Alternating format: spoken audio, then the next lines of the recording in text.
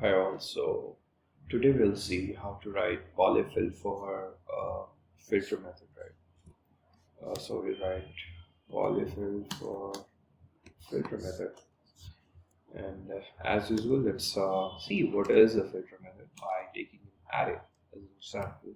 So 1, 2, 3, 4, array of numbers, of course, and let's apply filter to it. So array dot filter, and what it does is it will just check whether the number is even or not. If it is even, we'll store it, basically we'll return it. So is even, and this is the callback function, and let's define is even the callback function over here, n, where n returns if n is divisible by 2. Okay, so this is checking whether it is even or not, and we are passing this as a filter, and let's log into the console and check what is the result. Okay, save that and run it. So you see 2 and 4 is returned. So basically what filter does is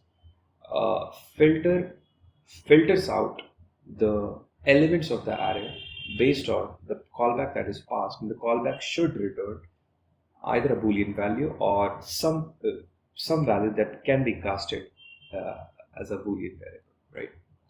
So for example, this callback might return undefined, uh, which is neither a true or a false, neither a boolean variable, but it can be casted as false. It is casted as false, right? So yeah, so the function should return boolean value or something that can be casted into a boolean value.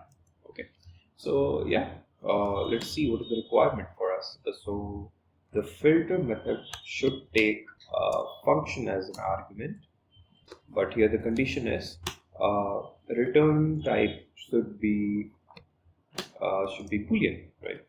And the other requirement is um, okay, yes, we should be iterating through each of the element, and the filter method should return array. Okay, so let's define our own method as my filter.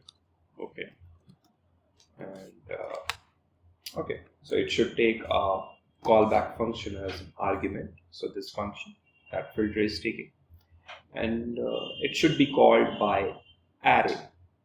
Okay, and so we can get a hold of that array, the caller, by this, as we have seen in the last video, right?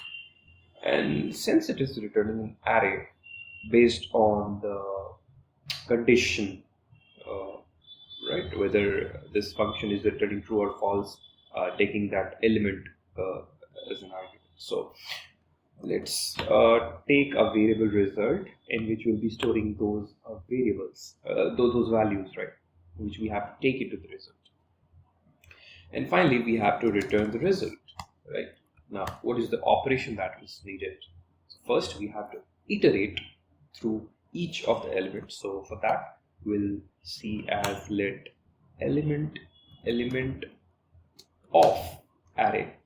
Okay, and now what? Now see, this function element, right? This function returns true or false. And if it is true, see, it was returning true for all even numbers, and we have stored all the even numbers.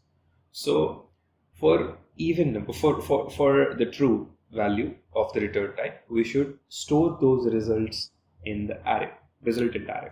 So basically, if this function, the callback function, is true, then we should be storing those elements in the result array.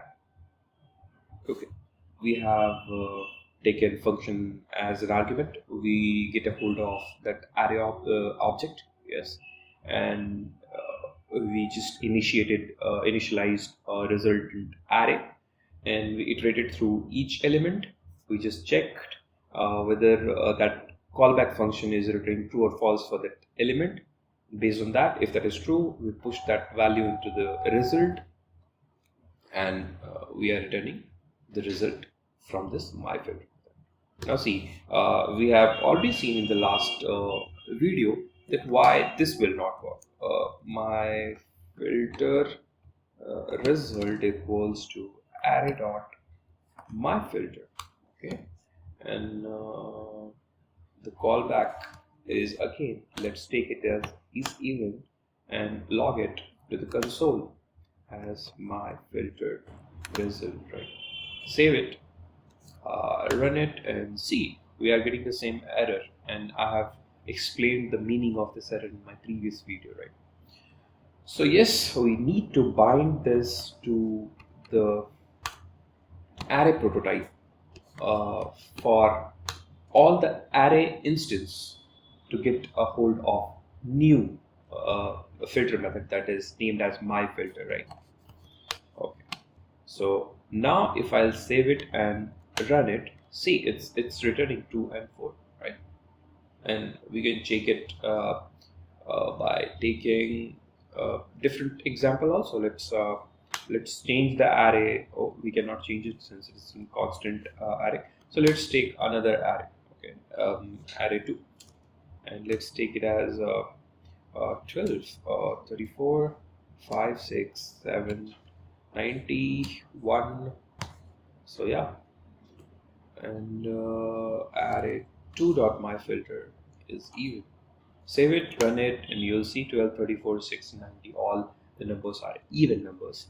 So yeah, basically this is what we have done as a part of writing polyfill for filter method. We have declared our own method in which we are taking function as an argument. We are getting a hold of the array, the caller of this my filter method by using this, and we are declaring a result array, and we are iterating through every element of the array. We are just checking if that function, the callback function, is returning true or false for that element in the array. If that is true, we are pushing that element to the result.